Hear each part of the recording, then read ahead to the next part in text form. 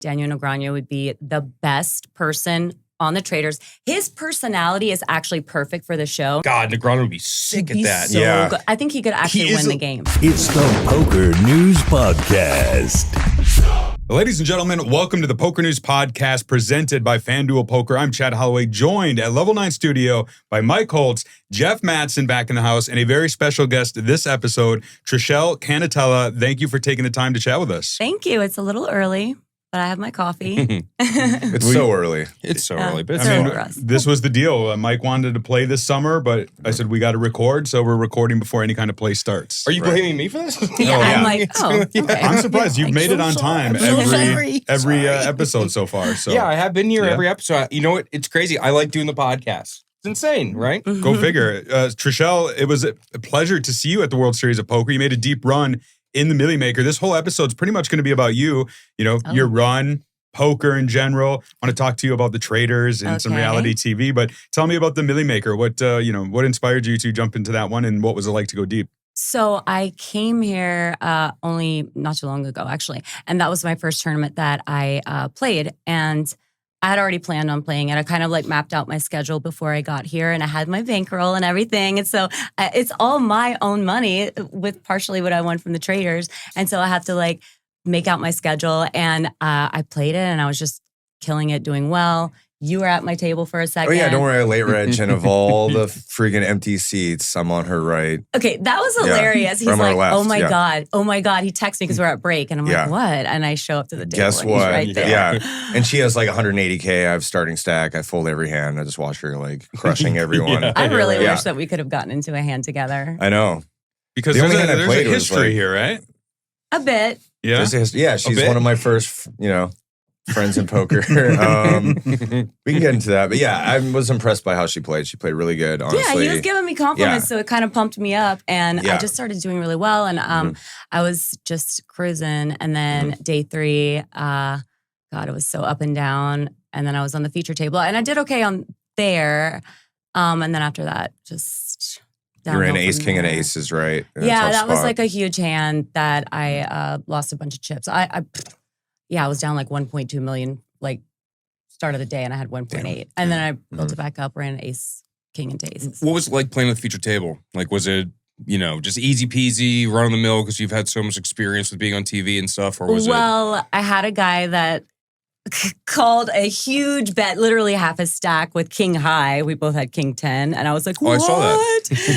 I mean, I couldn't even conceive of it. I'm like, yeah, it was just, but it was fun. I like being on camera, to be honest. Yeah. So it was nothing for me, and I had a good time. That was nice to bluff, and then you're like, all right, he got me, and you get half the pot. It feels like a win almost. No, it pretty literally sick. did feel like a win, Yeah. but I was still shocked whenever I saw a flip over. I king saw your 10. face. You're like, wow. Well, thank God I didn't muck. Yeah. I was a little a little bit scared that would happen. I respect your game, but sometimes you're like, oh, I'm bluffing, and you just I snap wanted muck, to see. but I had all the draws, and so anyway, I'm glad I did. you snap showed, thank God. Yeah. You ended up finishing 103rd out of a field of 11,769. So a deep run, $11,700. Is this just the start of your summer? Are you going to play a bunch more? Oh, yeah. I'm going to play a bunch more. I played a ladies tournament at the Aria, and I cashed in that. So my goal is to cash every tournament that I play. Not a big deal, right? Easy peasy. She has been cashing a lot, I feel like. You cashed a lot in the recent circuit series or whatever. I did. Yeah. I played a circuit event in New Orleans, and I cashed 5 out of the 8 tournaments, and I made a final table. I really wanted to. I was so close to getting a ring. I got 3rd, but. Is that home for you, New Orleans? Yeah. Yeah. I went to law school at Tulane way back in the day. Ooh, and so I lived there for a little bit. Yeah, I So didn't he's finish. so Smart. fancy. Didn't Okay. finish, but I was looking at your Hendon, and it was interesting because from 2015 to 2024, no results. So I'm assuming really no poker for you. And then 2025, you had a bunch of cashes, and you've carried that over into 2026. So talk to us a little bit about that kind of break, if you will, from poker, or was it a break? Or were you playing? It was a break. Yeah. Honestly, I kind of just got out of it, and I mean, when I moved to New Orleans and got married and everything, that kind of changed things. And I was traveling with my husband a lot. He's a pilot, and just doing a lot of charity stuff and philanthropy in New Orleans, and it takes up a lot of time. And so just all these events, all these like Southern girl events, like walking in a fashion show for charity and like doing this. And so Friday lunches, just really very Southern mentality over there. But now I'm kind of like, what's next? You know, like I filmed a couple shows in between that time. And after, we'll talk about this, winning the Traitors, I was like, I want to do something else. Now I'm going to get back into poker. So I started playing a little bit online. I had a big score online a couple months ago. And after that, I was like, I'm going to study poker. And so I took a couple hours out of the day the last few months and started, you know, looking up videos on YouTube and kind of studying. And I'm probably going to get coaching soon. But I have seen a really quick, results in my game after I started studying. So, yeah. Yeah. What has it been like the game nowadays? Right. And Jeff, this is something you can speak to. This is the 20th anniversary of your POY win. Yeah. Like what the game was like in the mid 2000s compared to now. Like you do have to study and learn more if you want to be successful. It definitely has changed. I feel like back then there was like, what do you think? There's like more personalities and people were just like, it was like a huge party. Now people are like healthy and serious and like work out. And people work out. People are so boring now. They wake up back early. Then no one cared. And so people are really serious and better, I feel like now. Yeah, there was a level of fun then that's like, it's a little different now. And people are better now, but like everyone's doing the solvers, but now there's like another like push for if you're like a good exploit player and everyone's in this like group think, there is like that level where you can still have a sort of edge because everyone's a little more robotic, you know? So I do feel the good exploit players still have like an advantage in that way. P3 is calling you right now. Oh yeah, Phil Hellmuth III. Oh my God, you gotta answer. Not on air. I better not put him on the spot. He's probably asking if he should sell at 1.5 markup. Just put it to the mic. Yeah, he's going to be a guest on the show. So sick. I cannot wait to meet him. Actually, just big time to Hellmuth. That was sick. Well dude. done. Well done. That's proof. Nice. I mean, when it comes to what you're just talking about, I'm going to take it from you and you. Like, you guys both won bracelets this summer. We Obviously did do doing that. something right. Yeah, we did that. That's true. It's great stuff. Yeah. Good job, guys. Plus, we played in did the so tag good. team event. We did. Wink, wink. And that was great, obviously, You as you all know. may or may not have won. We might have won the event. We also might not have cashed. Right. It's a wide range, but you're going to find out. To know. And we're not going to release that information, even though we have I it. hate But all you're both of you right We now. have the info, but it's not released. Yeah. Nobody really knows. Trishelle, talk to me a little bit about how you learned poker in the first place. When did poker become part of your life? Okay. So when I was like, I would say 24 years old, I used to hang out with a group of guys that used to play poker. And they were always like, fetch me a beer, make us some food, woman get in the kitchen. And, you know, kind of, and I was kind of. Terrible friends. They were horrible. Cool crew. Yeah. Nice. And as a joke, one of them gave me a Poker for Dummies card set. And I was like, I'm just going to like look at this thing. And so I was like, okay, this is interesting. You can actually learn how to play poker from the Poker for Dummies card set. So I did. And then I started getting invited to these charity tournaments around Los Angeles. And well, later on, we started doing those too. But before I think it was before I met you, I made that WPT televised celebrity invitation. I met you in 2007, I think. Yeah, 2007.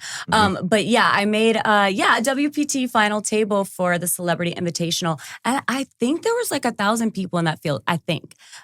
So pretty sick. I remember Phil Locke was like kind of coaching me during that. He's the man. And he was just like, oh my God, you have to do this and like play this way. And yeah, I did okay. I got third. I'm looking at it now. So God, according to Hendon Mob, third. I feel like I always get third. 564 runners in it. A celebrity invitational, 200K prize pool. It took third for 20K. One Leon Washington ended up winning. What was the date on that? Maybe I already knew you. This was February 2010. According to the that Hendon Mob. Yeah, that was. You did. Yeah. I definitely already known you. Yeah. Oh. Okay. You weren't playing too much before I met you. I don't think. No. Yeah. No.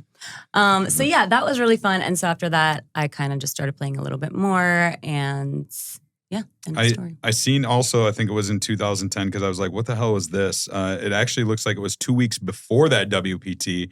it says the Trash Talk Championship of the World, and you are listed as first place here. Okay. Yeah. What's the story here? You are always talking shit at the table. It's just your thing. Okay, I think that was at the Hard Rock. I'm pretty sure.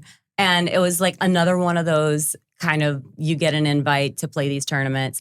And some people can just buy in. We used to call it the charity poker circuit. Jeff was like, let's see what charity poker tournaments we're going to do this weekend. Yeah. Because honestly, it was kind of easy and fun, and you get to see a lot of people. But the trash talk, like, I'm not a big trash talker, but they really encouraged it. So people were talking a lot of crap to me, which is fine.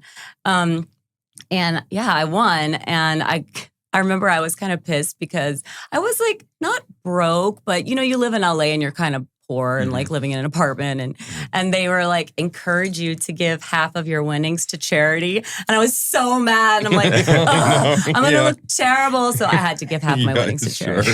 I only got to keep a little bit. I like how you looked at Chad and you're like, you know how it is in LA being broke, Chad. Well, I sure do. Honestly, it was just was living in an apartment in LA. It was rough at that time. And, you know, they do encourage you to give to charity, which is the whole point that you're there. Yeah. And so, yeah, I had to give like, here's a 20.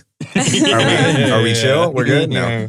Mike, I feel like you would do well in a trash talk championship. I thought you were going to say in a charity poker tournament. What the fuck does that mean? Yes. I think I would. I think I'd do well. Maurice. Perfect. Cabral. Yes. Kasuf. Send them. Yeah. I think that Kasuf played, and I think I had Mike Madsen out at my table, which...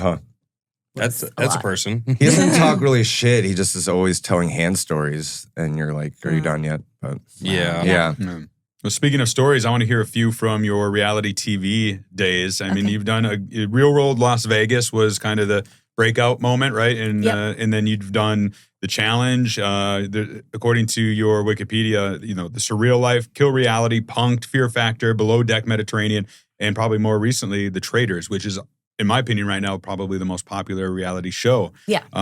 So let's take it back to the Real World Las Vegas. I think I read that you actually tried out for a different show at the time. I did. I'm a competitive person by nature. I played sports my entire life. And so I wanted to do Road Rules because of the competitions. I did not even think about Real World. I was just like, how boring, just sitting in a house doing nothing.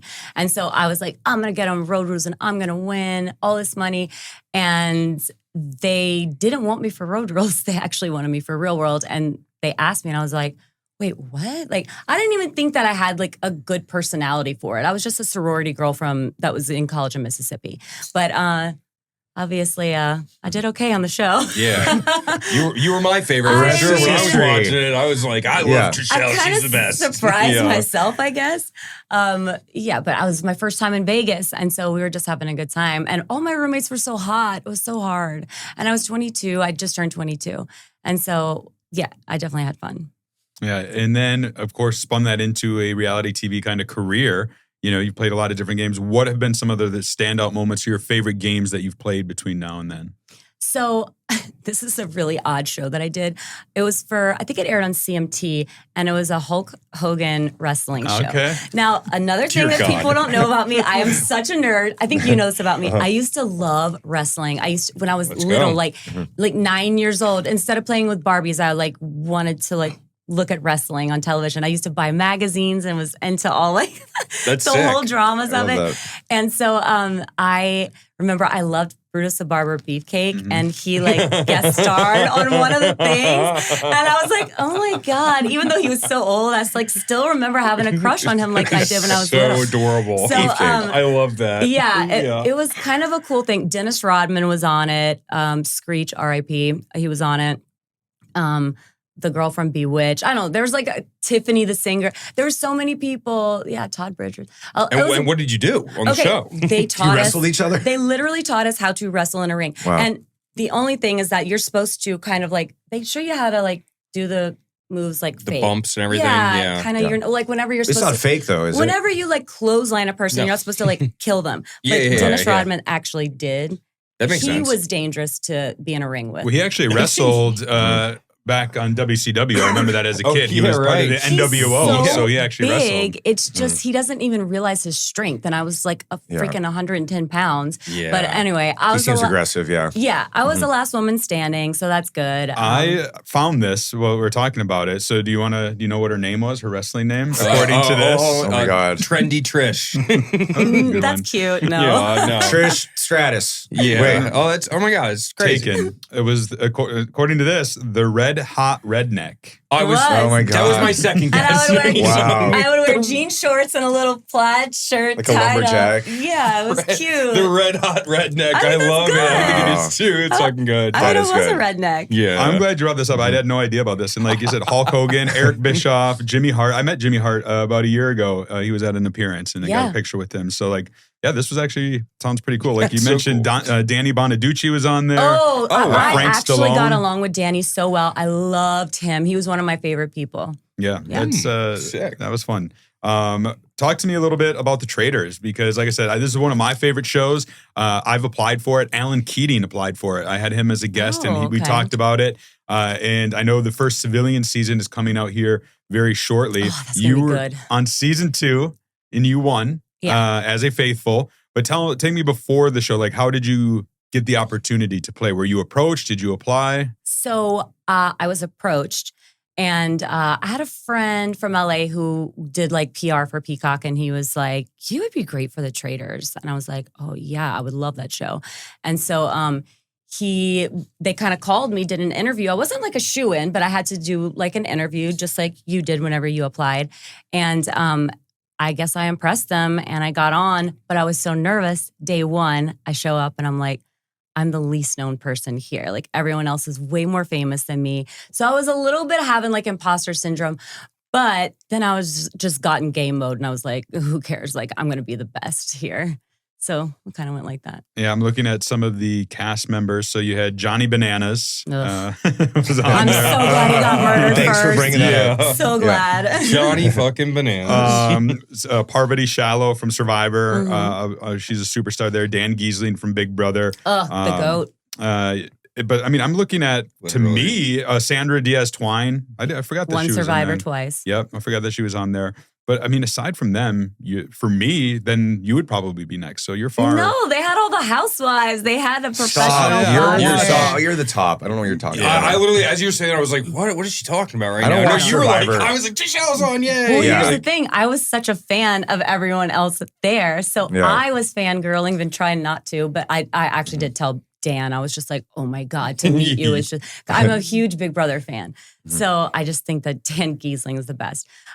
He was a bad traitor though. I sussed him out right away. I was looking at whenever people would question him at the round table, he had a shirt on like kind of tight like that. And I could see his heart beating out of his chest. And I was just wow, he well is done. so nervous right now. Yeah. And so, yeah. Using kind of some poker skills. Jeff's heart's starting to beat out of his chest right now. I was saying I don't know if I'd be good on that show, even though I'm good at poker and have a poker face. You would not be good. Because once I have to start, I'd be bad. I have to start talking, you know, you wouldn't be good because like, I don't know. You might just you're gonna get murdered early on anyway. Yeah. I don't know about this guy. You're like, well, I know like there's this and there's that. It could be anyone. Like, Jeff, why are you acting weird? Like, and also you'd be like, yeah, I mean, I'm fine with getting like murdered. You wouldn't. I'd be too like, I'm chill. I'm chill with everyone, you know. I'm good, and they're like, no, you're out of here. Like, gotta murder me, gotta murder me. I think you would be a good faithful as like you're not afraid to call people out. You would be very entertaining. Faithful for sure. You would be such a high threat that they almost couldn't murder you. I think we've seen that with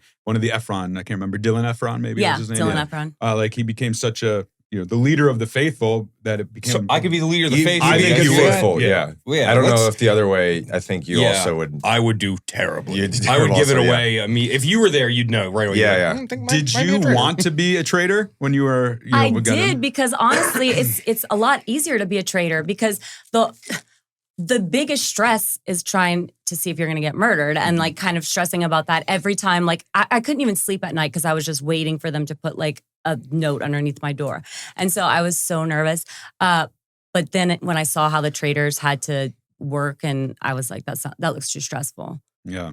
It's so stressful. And also like our filming schedule was so crazy. We would film like 13-ish hours a day, but the Traitors had to film after us because they had to go to the tour Sure. and like talk and stuff. So they weren't sleeping. And I will tell you, Phaedra, the only thing that made me not think she was a traitor is because she looked so freaking hot and beautiful every day. I was like, she's sleeping well. Like, there's no way. But she just That's looks a good hot. read. Yeah. Wow, that's exceptional. Good read. Just unfortunate that she's too hot. Yeah, but She's I too hot. ended up like, I was just like, okay, all signs point to you. I was taking notes in my room. I don't know if anybody was really doing that at that point. Yeah. I had notes on everybody who voted No, for you're who. crushing. That's why This you is won. You sick. did the Like, work. I love this, you know? Uh-huh. I like how competitive you are, you know? They made fun of me because of my notes. They like made fun of me at the round table. And I'm like, okay, fine. I am like a crazy Okay, person. I'll take the money. Oh, Sorry. I guess I'm going to get all the money. Whoops. You know? Well, one of Yeah. the more interesting aspects for those who watched the season and know how the game works was you were working very closely with your friend CT, and you guys made it to the end with Mercedes Javid MJ from Shahs of Sunset. Got Kate Chastain, the last traitor, out at the final four. So the three of you could have split the prize money as faithfuls,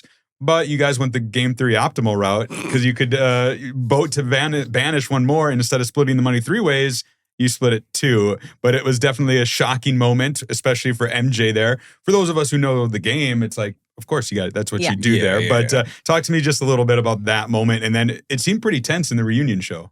Oh God, it was really tense. Okay, I'll get to this part first. So CT and I make it to the end. It was kind of like there was one moment where when Peter left, because Peter was my number one, like in the beginning, and Janelle.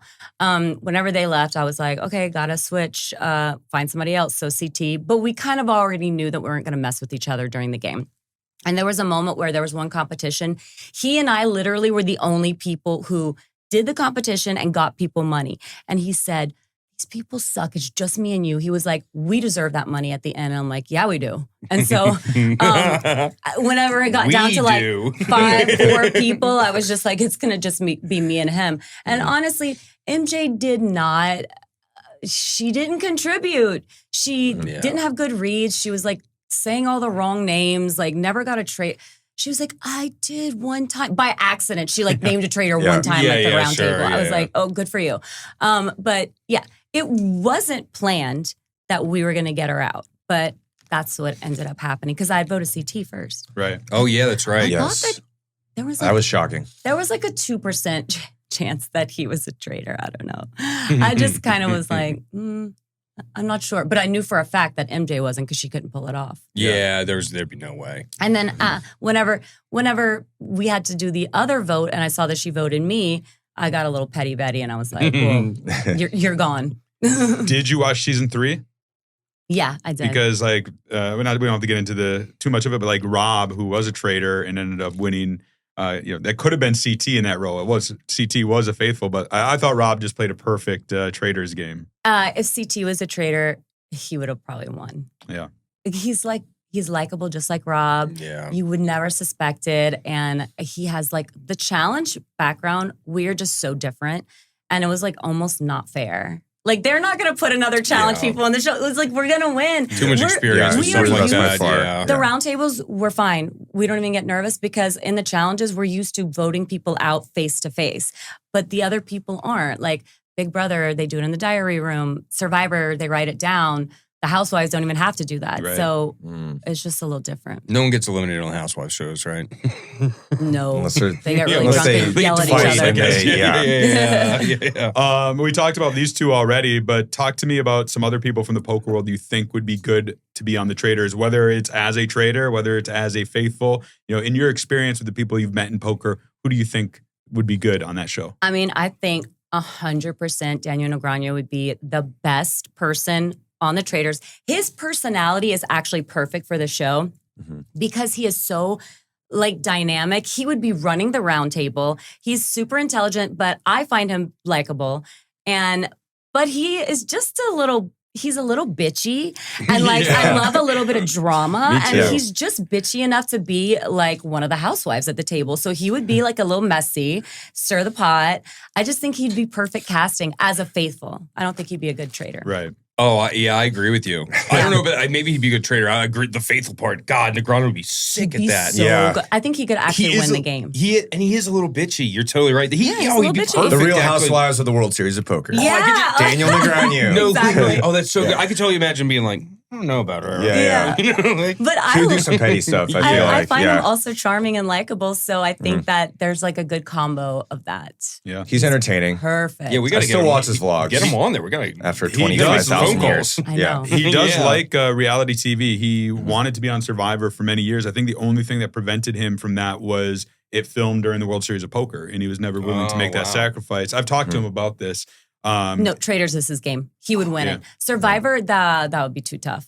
Yeah, so he's not a Survivor guy. And I mean that with respect. I'm not a Survivor guy. You know what I mean? Well, he's used to being pampered. Yeah. I mean, people literally, Parvati has bug bites on her legs from years ago that just never went away, that are scarred. Yeah. I mean, it is rough, it's rough her out skin there. had never touched that before. Yeah, like honestly, these people come back with battle wounds that last a lifetime. I just wouldn't do it. One other thing that I knew you from, chatted with you a long time ago now, was in 2013. It was at EPT Barcelona. I was there with PokerNews working and got word that you were around along with Amanda Kimmel from Survivor. Speaking of Survivor, yes. Yeah. And you guys were filming a poker reality show pilot titled at the time, Living the Life. I interviewed you both, and watched the filming, but then I don't think anything kind of came of it. So I was wondering if you remembered that, and if you could talk a little bit about what that was about and what ended up happening. Yeah, of course I remember that. No disrespect to Amanda, I don't find her super good to watch on television. She's beautiful, like physically to look at. I think she's like perfect, but like drama and like getting in the mix and doing crazy things. Like I remember we were filming in Barcelona and I went out one night and I had met a guy that I actually ended up dating for like almost 2 years after. The first night I met him and we had like this crazy night and like making out and whatever. And like the next morning we were supposed to film and I was late and Amanda's like, "Where were you?" And I was like, "Oh my God, I spent the night at this guy's hotel room." And she just thought that was so wild. She was like, "Really? Like you just met him?" I'm like, "Yeah, well, he plays poker. Like I know of him." And so, she just thought it was so crazy. And I'm like, "You're boring." I don't know. Like I just found her kind of boring and just didn't go anywhere. Living the Life is not a good title. And it's a horrible title. Living the Life, it means nothing. Like, and also, they should have picked somebody else. I don't know. Mm-hmm. Yeah, I mean, I like Amanda in terms of what she did on Survivor, but she was very laid back and pulled back and reserved. And she's reserved. Yeah. You know what? I'm sorry. Not boring. Reserved.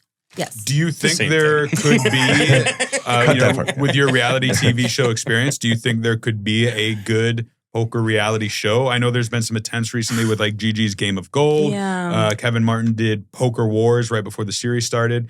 But like, do you think like this is, or is it too much of a square peg in a round hole sort of thing?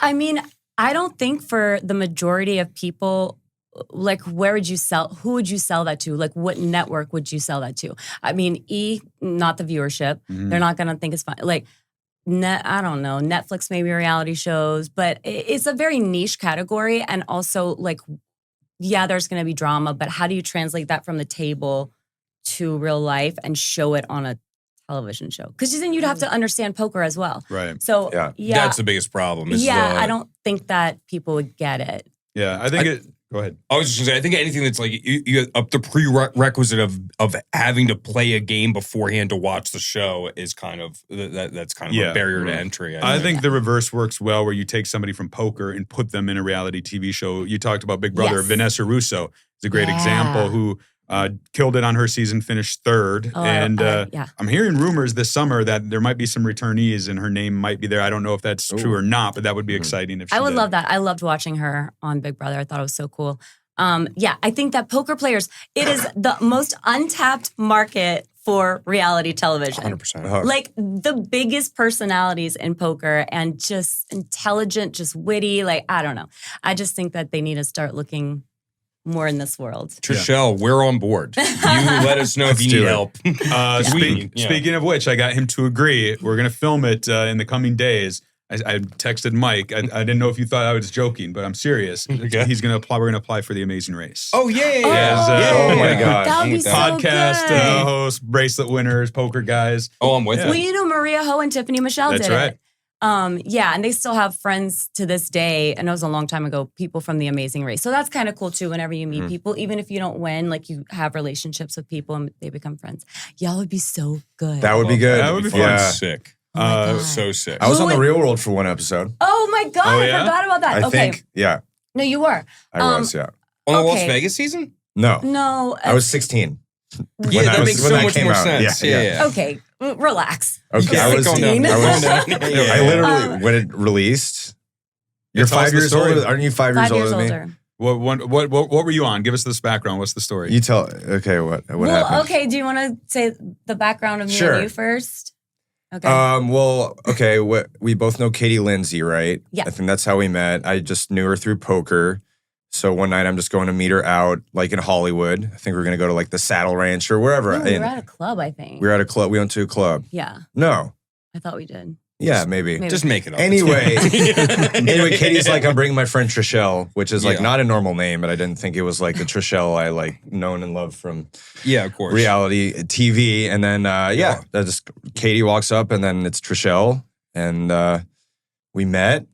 No, I don't think we went to a club that night. We just went to like Saddle Ranch and we went Maybe, down 'cause we were like talking. I remember we talked a lot. and we kind of hit it off and, Yeah. we dated for a little bit. Yeah. Yeah. And We're still then- friends to this day. But like Yeah. honestly, it was crazy because Katie's like, I wouldn't have put you two together, but it makes sense. We just, he's so smart and we talked a lot about film and he's from California. And I had just met a bunch of guys from California that were just not genuine, not good people. And Jeff is the opposite of all that. He is so genuine, comes from a great family. And like, it's crazy that you were born and raised in LA because you don't seem like it. Yeah, Not that's at why I all. wouldn't expect this No. either because I, was So always a down to little earth. more like not the LA type, Yeah. a little more reserved or whatever. And And I like that yeah, about it just you. kind of worked, you Mhm. know? So I yeah, don't know. we dated. And while we were dating, they asked me to do like a return to Vegas for MTV season. And actually it was 6 episodes. So it was kind of like a little thing. wow. A little thing. Mhm. And the producer was like, so you have a boyfriend that plays poker? And I was like, I talked to Jeff and I mad respect for Jeff. Another reason why I liked him and why I was attracted to him, he said, I don't really want to be on television. He was like, I have my own thing going with poker and I had my own thing going and that's why it worked. And he was like, I don't want to be on TV, but I want to see you because it was filming for like 2.5 weeks. And I told the producer and he was so cool. He was just like, okay, we'll film him, but we're not going to like be like Jeff. Like we're not going to put his name. So he was on the show, but they didn't make a big Just deal like briefly. about it. But I just didn't want to be like, the character Jeff. And then I have to like, I didn't want to be distracted by that. Yeah. And then, I was like new to reality TV. So I just kind of wanted to play poker and focus. But yeah, I got on there for a minute though. So you were on Real World a little bit, but as we just described, he was in the movie we talked about, Hitting the Nuts. Go check it out. Hitting the Nuts. I actually think it's a pretty good, It's funny pretty poker funny, movie. dude. Yeah, it Yeah. was surprisingly good. He plays the inspiration of an Amish poker player who wants to learn poker. So he reads Jeff Madsen's fictional book. That he has Yeah, it just written. cuts to me on the cover of this What? poker, fake What poker the book. fuck are you guys why didn't talking you about right tell now? me this? I know, it's Like, pretty what? random. He didn't tell me this. I see him. What is happening? I didn't give you a here? copy of Hitting the Nuts. Anyway, you when I gave me first the- won wow. that first summer, there was like some film producer, and I somehow ended up in a room, like him talking about needing funding. You ended up in a room alone with a No, Hollywood it was film a room. producer. It was Clip not a- that, guys. Yeah, he had a bathrobe now on. I get where you got the theories are true. I know they are, guys. Just Yeah. trust me. So no, there was 20 of us in a room, which I don't know if that's better. So I think I just gave like $16K or something, which is probably a lot for all the money he got. So I got a decent amount of control, or I got to put my fake book in the movie. But yeah, I do you want to have start. told me about this. Yeah, but I am going to be getting more back into producing and stuff and the film world. So stay tuned for that. Yeah, I recently started a entertainment company, etc. So we'll get more into that. But yeah, look for future projects, possibly a reality show. We'll talk about it. Oh, sure. Don't want to spoil anything. I have ideas. There we go. Mm-hmm. I think I'll use her. That makes sense. Yeah, that would make sense. Good resource. Yeah. Before we wrap up this episode, Trishelle, I want to end with you and ask a question. Is there a reality TV show out there that you hope to do, want to do, it's kind of on your bucket list or Yes. maybe are going to be doing? I don't know. Big brother, call me. I have been begging, and shamelessly begging. I want to be on Big Brother so bad. I'm a house cat. I would thrive on the couch just watching everybody else do stuff, and I would just eat my chips. And I mean, this is my environment. And so a lot of people get stir crazy. I don't need to be outside. I'm good. And so, I think that I would be good on it. I do. I was gone when Mike won his bracelet because I had flown back to the Midwest. I play in these things called LRGs, live reality games that are mini versions. So I played a 4-day game of Big Brother. So wait, I remember this. Yeah. And then I did one last year that was 6 days long, and I won that one because I like Big Brother too. I don't know if I'd want to do 100 days in the house, but these little games are a lot of fun because it just gives you a taste of what it's like. Oh, I could definitely. So you actually spend that much time in the house? Yeah, your phone's taken away. You don't get TV access, internet. News, you don't know what's going on. It's like a little bubble you form. But I liked that. For Traitors, we didn't really drink. They didn't have alcohol. And so we had a sip of wine, just for camera purposes. But that's basically going sober for me. So I was sober and without a phone for 4.5 weeks. I have never thought so clearly. I felt so smart. I could conquer the world. When I got home, I was just I could just not drink and be fine. And actually that was shocking because a lot of my reality television, they're she's crazy because we're all drinking and stuff. But on Traitors, I was I can be sober and still dramatic. Well, Trishelle, I appreciate you taking the time to join us on the Poker News Podcast. Thank you. Wish you luck this summer. It's great to see you back in the poker world. Hope to see more of you. Good to see you. Thank you so much. She's crushing. She's going to win something. Oh, I'm predicting it. Yay. Thanks. That's going to do it for this episode. Do us a favor, subscribe, give us the 5-star review. We're trying to get to 100,000 subscribers on YouTube, and we're getting close. So definitely click that. We will be back 3 times a week throughout the 2026 World Series of Poker with 3 episodes. I'm Chad Holloway, Mike Holtz, Jeff Madsen, and our guest Trishelle Cannatella. Until then, we'll keep a seat open for you.